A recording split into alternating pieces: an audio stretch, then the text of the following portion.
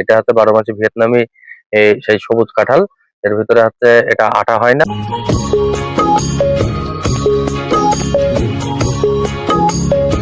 আচ্ছা, এটা 8 দিন হবে তো? হ্যাঁ, আমরা কিন্তু দর্শকদের দেখাবো কিন্তু ভাই, অবশ্যই দেখাবো। ঘ্রাণ মনে হচ্ছে অনেক ঘ্রাণ। জি। আরে বাবা,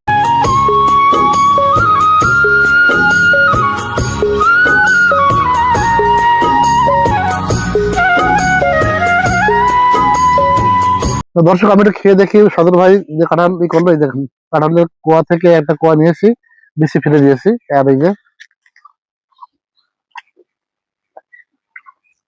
দারুণ মিষ্টি।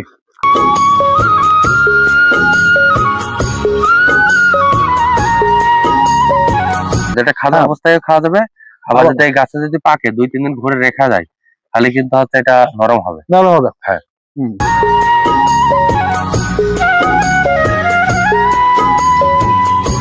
দর্শক বন্ধুরা, আসসালামু আলাইকুম। দেশ এবং দেশের বাইরে থেকে যারা এই মুহূর্তে আমাদের আজকের এই ভিডিও দেখছেন তাদেরকে অসংখ্য শুভেচ্ছা জানাচ্ছি।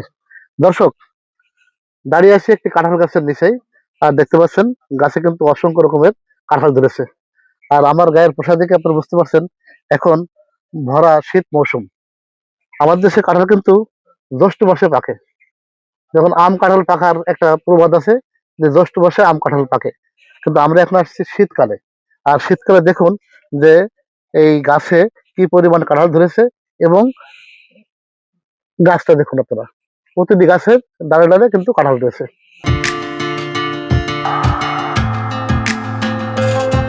তা আমরা একটু কথা বলবো সদর ভাইয়ের সাথে। আমরা সদর ভাইয়ের কাঁঠাল বাগানে এসেছি। সদর ভাই, দর্শকরা আপনাকে চেনে, তারপরে দর্শকদের পরিচয় দেন। আমি একজন কৃষি উদ্যোক্তা, আমার নাম মোহাম্মদ সদল, আমার গ্রাম মানিকপুর, থানা জীবননগর, জেলা চুয়াডাঙ্গা। ধন্যবাদ সদর ভাই। আমরা এর আগে আপনার কাঁঠালের ভিডিও করেছি। এটা কি সেই জাতের কাঁঠাল যে ভিয়েতনামি আটাভিন কাঁঠাল? হ্যাঁ, এটা ভিয়েতনামি আটাভিন কাঁঠাল। আমরা এই হাইব্রিড কাঁঠাল নিয়ে 4টা জাতের কাঁঠাল নিয়ে কাজ করছি। একটা লাল কাঁঠাল আছে, একটা পিঙ্ক কাঁঠাল আছে, একটা 12 মাসি ভিয়েতনামি সবুজ কাঁঠাল আছে, একটা বাড়ি 6 কাঁঠাল আছে। এটা হচ্ছে 12 মাসি ভিয়েতনামি সেই সবুজ কাঁঠাল। এর ভিতরে হচ্ছে এটা আটা হয় না, আর এটার কিন্তু বাংলাদেশ সর্বপ্রথম বাগান কিন্তু আমি করেছি। আর আমরা এই কাঁঠালের টোটাল হচ্ছে 700 গাছ দিয়ে একটা বাগান করেছি। দর্শক, আমরা ভিডিওটা বেশি একটু বড় করবো না। আমরা এই যে শীতকালে গাছে কাঁঠাল পেকেছে, তারপর একটু কাঁঠাল খেয়ে দেখবো আসলে কেমন কাঁঠাল পেকেছে, স্বাদ কেমন। মানে পেকে গেছে, গন্ধ আমরা পাচ্ছি, নাকে ঘ্রাণ কিন্তু পাচ্ছি। দেখুন এই যে কাঁঠাল কিন্তু সদর ভাই কাটছেন। এই দেখুন কাঁঠাল গাছে রয়েছে। এটা হচ্ছে যে আঠাবিন কাঁঠাল, তাই তো ভাই? আঠাবিন কাঁঠাল। আচ্ছা, এটা আঠাবিন হবে তো? হ্যাঁ, আমরা কিন্তু দর্শকদের দেখাবো কিন্তু ভাই, অবশ্যই দেখাবো ভাই। হ্যাঁ, এই যে আঠাবিন হতে হবে। আপনার কাঁঠালের মিষ্টতা দেখতে কেমন হয় সেটা আপনার একটু দর্শকদের জানাবো।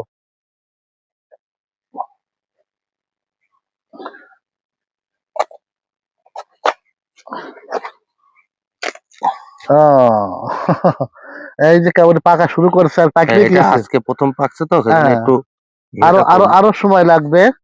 হ্যাঁ, পেকে গেছে অবশ্য, কিন্তু ঘ্রাণ বেরোচ্ছে তো ভাই। এটা খেয়ে একটু রিভিউ দেন। আপনি তো জীবনে কাঁঠাল তো অনেক, মানে ঘ্রাণ মনে হচ্ছে অনেক ঘ্রাণ। জি। আরে বাবা, কাঁঠাল খাইলে আসলে এই যে পড়ে যাবেন ভাই, কাঁঠাল দেখছি পেকেছে, কিন্তু এই কাঁঠালের বৈশিষ্ট্য বলেন তো, এটা শক্ত কেন? এটা হচ্ছে আপনার 2 রকম ভাবে খাওয়া যায়। আচ্ছা, এটা খাজা টাইপের হিসাবেও খাওয়া যায়, আবার হচ্ছে আপনার কেউ যদি মনে করে যে আমি ঘরে 2 দিন রেখে খাবো, তাও হচ্ছে খাওয়া যায়। এটা হচ্ছে আটাবিন ভিয়েতনাম কাঁঠাল। এই কাঁঠালগুলো খাইতে অত্যন্ত টেস্টি। আর আপনার অনেকেই আঠার ভয়ে কাঁঠাল খাইতে চায় না, কিন্তু আমাদের এই ভিয়েতনামি কাঁঠালগুলো খাইতে খুবই সুস্বাদু। দর্শক আমি একটু খেয়ে দেখি সদর ভাই যে কাঁঠাল করলো। এই দেখুন, কাঁঠালের কোয়া থেকে একটা কোয়া নিয়েছি, বেশি ফেলে দিয়েছি। আর এই যে দারুণ মিষ্টি। ভাই তো বিভিন্ন কাঁঠাল খেয়েছেন, আমাদের দেশি কাঁঠালের থেকে তার ডাবল বেশি মিষ্টি না এটা? অনেক সুন্দর মিষ্টি। আর এটা হচ্ছে যে ভাই যেটা বললো যে আমাদের খাজা কাঁঠাল হয় না, ঠিক সেরকম মনে হচ্ছে। যেটা খাজা অবস্থায় খাওয়া যাবে, আবার যদি এই গাছে যদি পাকে 2-3 দিন ঘুরে রেখা যায় তাহলে কিন্তু হচ্ছে এটা নরম হবে। হ্যাঁ। আমরা আপনার দেখাই যে দেখুন, আপনারা বলছিলেন যে এখনো ভালো করে পাকেনি, তারপরে আমরা কাঁঠালটা কেটেছি। আর দেখুন এই যে কোনো আঠা নেই, কোনো আঠা নেই, আঠাবিহীন কাঁঠাল। তো এটা হচ্ছে যে জাত হচ্ছে ভিয়েতনামি 12 মাসি আটাভিন কাঁঠাল। এই কাঁঠাল আমরা খেয়ে দেখলাম মিষ্টতা অনেক ভালো, এখানে কোনো আঠা আমরা পাইনি, আর খেতে খুব সুস্বাদু এবং দারুণ মিষ্টি। সদর ভাই, আর একটা বিষয় বলবেন যে আসলে এই যে যে ভিয়েতনামি আঠাবিহীন 12 মাসি যে কাঁঠাল বা আদার্স আপনার যে 4টে জাত আছে যে কথা বলছিলেন, এই কাঁঠাল চাষের বাণিজ্যিক সম্ভাবনাটা কি দেখছেন আপনি? বাণিজ্যিক সম্ভাবনা খুবই ভালো। তার মানে শীতের সময় কিন্তু একটা জিনিসের ডিমান্ড আছে, মানে আমাদের এখানে শীতের এই সিজনের সময় একটা কাঁঠাল দেখা যাচ্ছে 15 কেজি 20 কেজি ওজন সর্বোচ্চ বিক্রি হয় 100 টাকা, 80 টাকা, 70 টাকা এরকম। কিন্তু শীতের সময় এই কাঁঠালগুলো 200 টাকা কেজি পাইকারি বিক্রি করা যাচ্ছে। আর আমাদের যারা উদ্যোক্তা ভাই বোনরা আছে তাদের একটা মেসেজ দিতে চাই, আমাদের বাংলাদেশে কিন্তু কাঁঠালের চিপস তৈরি হচ্ছে সিজনের কাঁঠালগুলো দিয়ে। আবার কাঁঠালের কিন্তু বিভিন্ন রকমের আচার তৈরি হচ্ছে, এগুলো দেশের বাইরে যাচ্ছে। তা আপনারা এই কাঁঠাল চাষ নিঃসন্দেহে করতে পারেন। এই একমাত্র যদি বাংলাদেশে কোনো চাষ থাকতে হয় যে সার লাগে না, ওষুধ লাগে না, তা আপনার হচ্ছে সেটা হচ্ছে কাঁঠাল চাষ।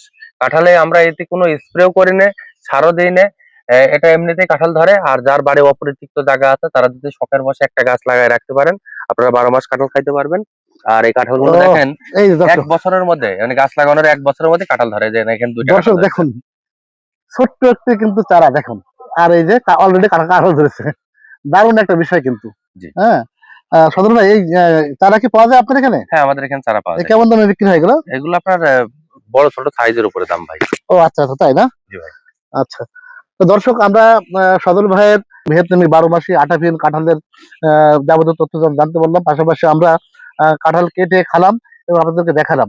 তা আসলে এই কাঁঠালটা অনেক মিষ্টি, সুস্বাদু, পাশাপাশি এর ভিতরে কিন্তু আপনাদেরকে আগেও দেখিয়েছি যে এখানে কিন্তু কোনো আঠা নেই। তো সদর ভাই, আপনি অনেক সময় ব্যয় করে আমাদেরকে সময় দিয়েছেন, এর জন্য আপনাকে অসংখ্য ধন্যবাদ আপনাকে জানাচ্ছি। অসংখ্য ধন্যবাদ। ভালো থাকুন ভাই, আপনিও আসসালামু ভালো আলাইকুম। থাকবেন। দর্শক, এতক্ষণ আমরা কথা বলছিলাম কৃষি উদ্যোক্তা সদর আহমেদ ভাইয়ের সাথে। তার কাছ থেকে আমরা ভিয়েতনামি আঠাবিহীন কাঁঠালের যাবতীয় তথ্য জেনে নিলাম। পাশাপাশি আমরা গাছ থেকে পাকা কাঁঠাল খেয়ে দেখলাম সত্যি এই কাঁঠালের দারুণ মিষ্টতা এবং কোনো আঠা নেই, আঠাবিহীন 12 মাসি কাঁঠাল। তো দর্শক, আর কথা বলবো না, যারা যেখান থেকে আমাদের আজকের এই ভিডিওটি দেখছেন তাদেরকে অসংখ্য ধন্যবাদ জানিয়ে এবং সকলের সুস্বাস্থ্য দিকে মঙ্গল কামনা করে এখানে শেষ করছি। পরবর্তীতে নতুন কোনো এপিসোডে দেখা হবে আপনাদের সাথে, এ প্রত্যাশায়। আল্লাহ হাফেজ।